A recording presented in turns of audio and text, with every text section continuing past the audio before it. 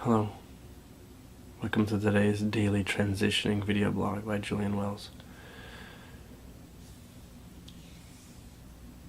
I think what a lot of people haven't figured out yet is how to attract onto themselves the experiences they want. And we all went through learning the law of attraction, or the secret. And I think a lot of people have had minor successes, but a lot of them have not. And they actually maybe have given up or are just holding on simply because they really, really want it to work. But it's been out for years, and we're noting that it seems to have not made that much of a difference. I'm not speaking directly from my experience. I do see how the law of attraction is working, but I was hoping I can elaborate a little bit more from my perspective how it really is working, and maybe sort of the things that are not talked about in The Secret, because this is kind of what we all want to be masters of, as masters of our creation. But there are natural processes that our body goes through to manifest. I mean, there are the rules, but there's different aspects of ourselves that perform different actions. We have the subconscious, or what I'll call the body consciousness, like the brain. We have our higher conscious self, our broader consciousness, which we call the higher mind, or the higher selves.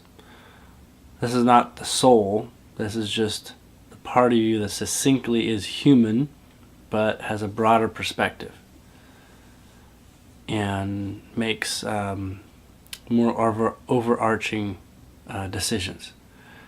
And then you have the ego personality conscious mind, which is what you identify with day to day.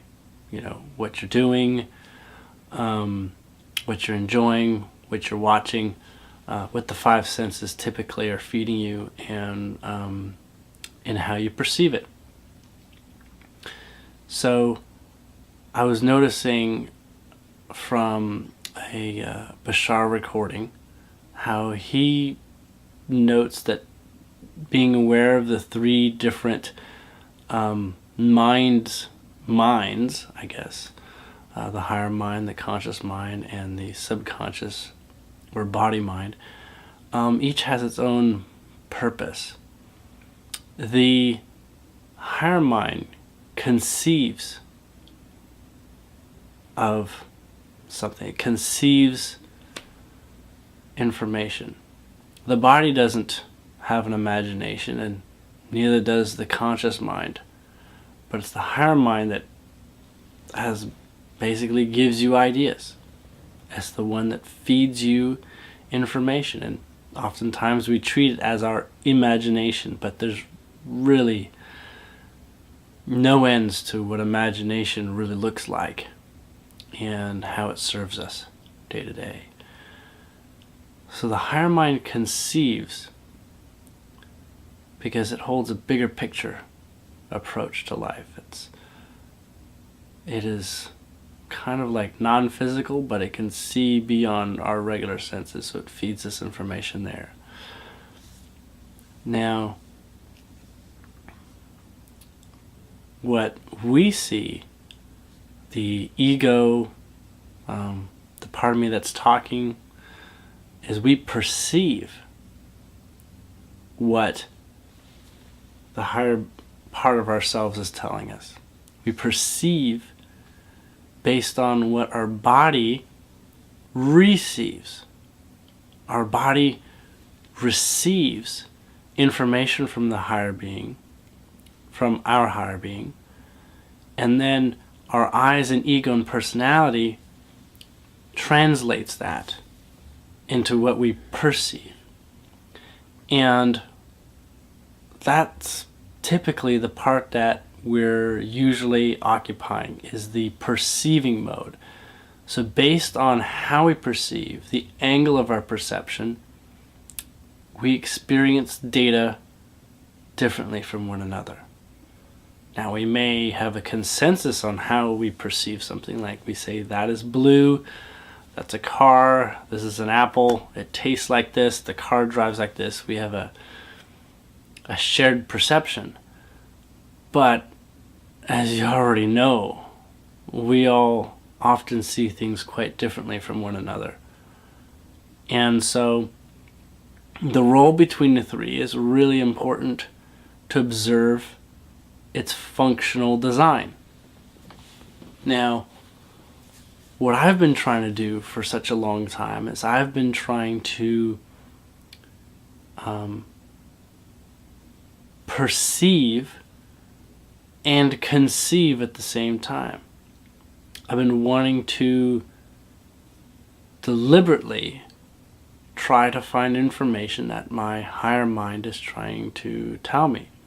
Or I've been trying to replace the higher mind with my own decisions and saying, based on what I perceive, I want to perceive something new or something else. When in reality, since you can't escape the higher mind is always in control. The broader part of you is always the bigger decider, always has the bigger picture. Kind of like how your parents make decisions for you when you're a baby, right? You're not in position to make decisions for yourself. But what I've been noting more and more is as we grow more spiritual and we enter into more fifth dimensional perspective, what we're really doing is we're respecting our higher mind's information more succinctly. Now, I don't want to forget how the body is receiving information from the higher self, and it's the body that has feelings, and the feelings are attributed to how the perceiving part of yourself relates to what the body is receiving. So when we say, I have a feeling about something, that's based on if we're comfortable or not with what we're receiving, and if we're okay with that. But the truth is, we always can align ourselves with whatever feelings we want to have.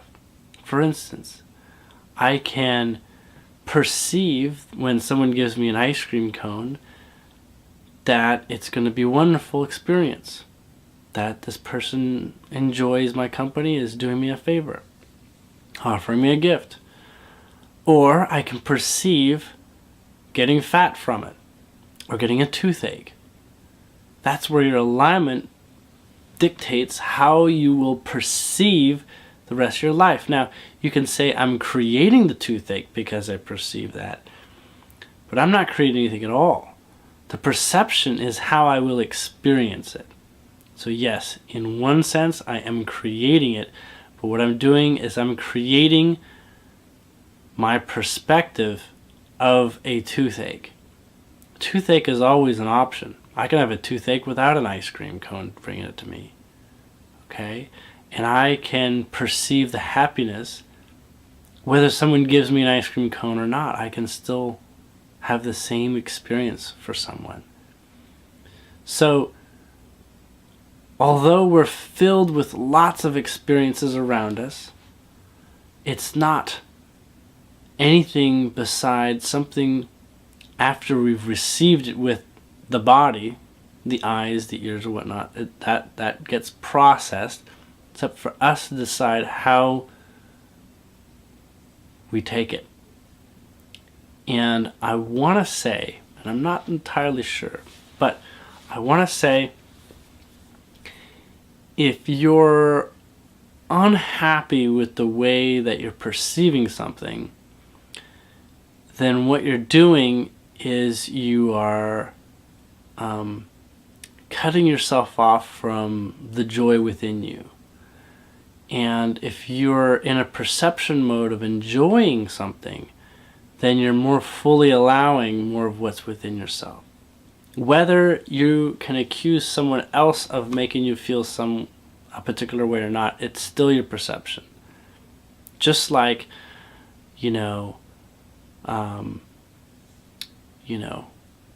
somebody cheats off you in a test, and you get mad when you find out that they've been cheating off you in the test and they actually get a higher score.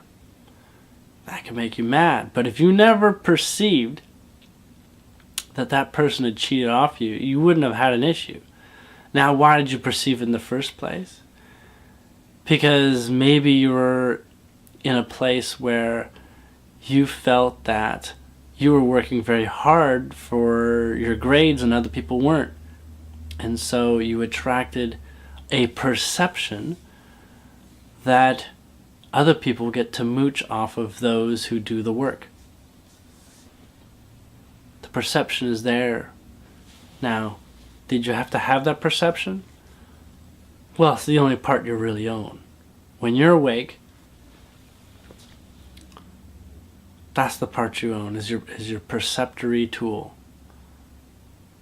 And the more you're in tune with your feelings, the more you can calibrate yourself to really follow the path that your higher being is setting out for you. Now, don't forget, you're all one being, but each of you is working at a different level. And as Bashar says about the perceiving mind versus the higher mind, the higher mind just knows stuff that you don't. So don't try to do its job. Don't try to do all the logistics of how your life comes together in every moment. Just be the happy perceiver. That's it. Anyways, I know it's a bit of a shorter one today, but that's just what I wanted to share. Thank you for listening, and thank you, Sheri Gordon, for sponsoring today's video blog. See you tomorrow.